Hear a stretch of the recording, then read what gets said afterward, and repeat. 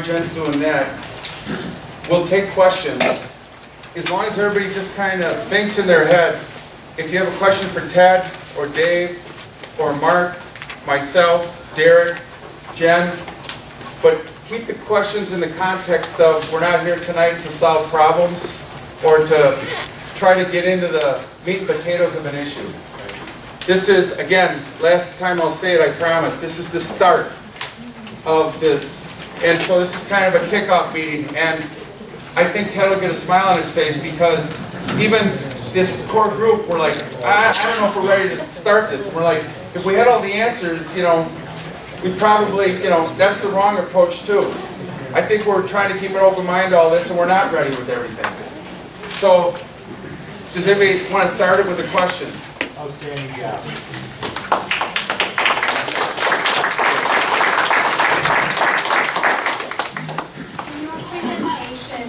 One of the last slides showed just before DNR approval that you needed to have it, I don't know the term you use, area approval or accepted by local approval. Okay.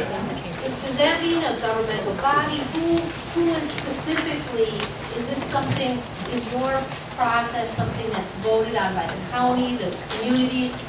When you say local approval, what do you mean? It means everybody in this room, all the stakeholders, the county, the board, for the sponsors. You represent the two sponsors, and we give everybody a kick at the cat. If you put a plan together that was poor, that people didn't agree with, and you see right away that it's not, cutting the mustard or making what's the best word for it? It's not.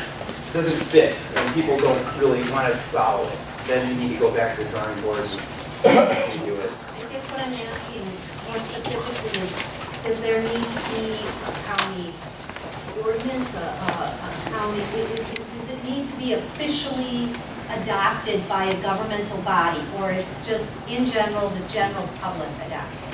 I don't think, no. Okay. Yeah. Thank you. Sure. Yes. Would it be possible to put this literature in the Green Laker to educate more people up front? We're going to be exploring ways on how we're going to be able to get this information out to people. So we'll be meeting soon, and that's something that we can definitely talk about. I'm from the Green Laker, and so I'm putting a lot of this into there. Question that I had is that obviously a big component of this is developing a plan. The science is that, the public input is wonderful, and I certainly second that it's great that we're having this meeting, a nice broad cross-section of people. But how does it take to put a plan like that together for the public to then react to and then, have some input? About a year. Okay, I appreciate knowing Yeah, that. It seems like it's a big effort. And, as we get going, there's things I didn't put in here, a lot of things I didn't put in here. I actually cut this way back. I had a very large presentation that wasn't necessary for this meeting, but we may need to get stakeholder groups. If there's issues that are really big and hard to tackle, we might have to get, people from all different areas with different interests into a group, like an advisory council of sorts, to deal with some issues. It may not come to that, but that's one thing that does happen pretty commonly, actually. So, if I could, Ken, would there be anticipated then additional public input or comments during that period, or will that largely be segregated before the development plan starts? You can get And the way that I see it is more of an evolution. So right now, this is where we're at right now. Once we have our public workshops, and when the survey comes out, we'll know a little bit more about whether or not there's going to be a need for more additional public workshops. So it's more of this kind of, once we take a couple steps, then we'll know what to do then, and we'll kind of move a couple steps. But we're working with people that have been doing this in lots of different communities. And our consultants that we're working with has had experience with this of 20 or 30 years on this, specifically even working on this lake. So we're in good hands. And to that note as well, even though this is a long-term process, there's still little things that each of our organizations are going to be doing in the short term to be addressing things. So the big long-term problems are not going to be solved today or even in the next year, but we'll have a plan for them to attack them in the future. In the meantime, we're gonna continue our short-term efforts to do the best we can while it's being developed. You know, like Jen said, you'd have to be living in a cave, I think, to not be reading about what's going on with the county. Money's tight. We didn't call up Derek and Jim and say, you know, we need $5,000 right now because we're gonna start working on this. We thought that might be a stretch. We've had some calls from some of our other lake organizations. I think that's awesome. This sponsorship is open to every lake organization in the Green Lake area that wants to contribute and be part of this. And so we want to leave that message out here tonight. If there's some holes and we sound like we don't know everything that we should know and talk about, I think that's to our credit, because we're just starting. So we don't want to put everything together and then invite everybody and say, okay, this is what we did. This is the start. And so there's going to be a lot of stuff, and I agree with you. It's going to evolve. Our guesstimate was 6 to 8 months that we might have a document where we have a bunch of information from the public. We have stuff that we have. You know, you don't want to be doing this for 5 years and everybody's going, well, what are you doing? So, you know, I agree with Ted. I think our goal would be by next summer that we would get to a point where we want to start looking at and doing some things. And one of the things Jen and I talked about, and I'd like to put one thing out there. Mark Sessing has worked how many years? 38?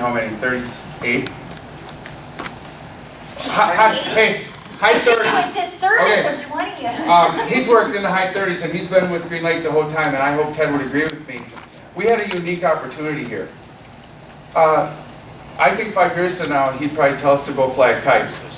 But I said, Mark, Jen and I feel like we could really use some help, and if we can spend a few bucks and get you to come in. I did not want to write a grant, try to get $5,000 to try to write a plan. I said, let's try and raise some money right now. Let's get Mark on board. Let's use his expertise.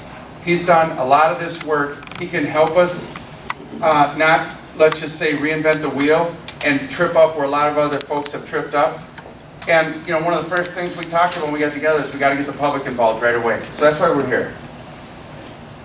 So thanks to Mark, we're lucky to have him. And, you know, thanks to Ted and to Dave for coming tonight on very short notice. And I would like to thank everybody here for coming. It shows that you care. We'd like to think we definitely, absolutely care.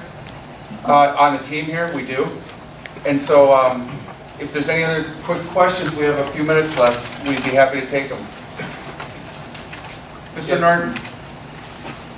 Are you, probably in all of your processes of going through this, are you aware of some of the studies that were done probably long ago, probably before the turn, probably before 1900, that are, were done on Green Lake that may have some bearing now?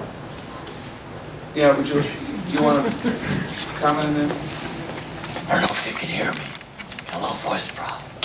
I think you're talking about some of the work that University of Wisconsin did. Yes. Under Professors Birch and Jude. Yes. And we're aware of that. And, you know, they did a lot of chemical monitoring here. There also was a researcher by the name of Rickett who did plant monitoring, aquatic plants, in 1917, I think. So those will be looked at in the context of that baseline. We might see something, although methods have changed, you know, since those times.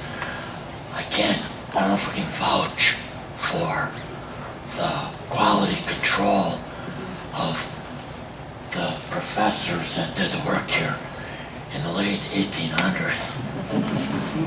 But, you know, it's still of value and it needs to be looked at. Anybody else? Yes, sir. These workshops coming up, what are they about? Those workshops will be specifically where you guys add to this list. So you look at this list and you add your ideas or concerns in these areas that you have. Or if there's a different category that we have forgotten that's really important, add that category on and provide some suggestions. And then there'll be a system where you'll be able to come in, list your ideas, and rank and prioritize those ideas. We'll try in the next week or so.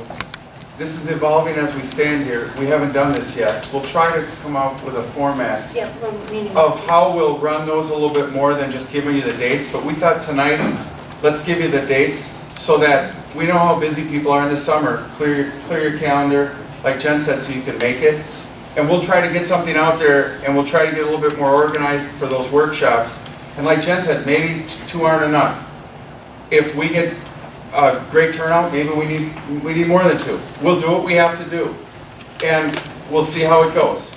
But we'll get something, we'll put that on our list. If I just add something, Jen, I think also, and correct me if I'm wrong, but we'll also have people here, so if you have questions, Ted will be here, hopefully. So if you just have a question, why is this important, or what, why should I look at this? Hopefully there'll be some people that will be around that we can kind of interact a little bit more on certain issues, get a little more background and understanding also.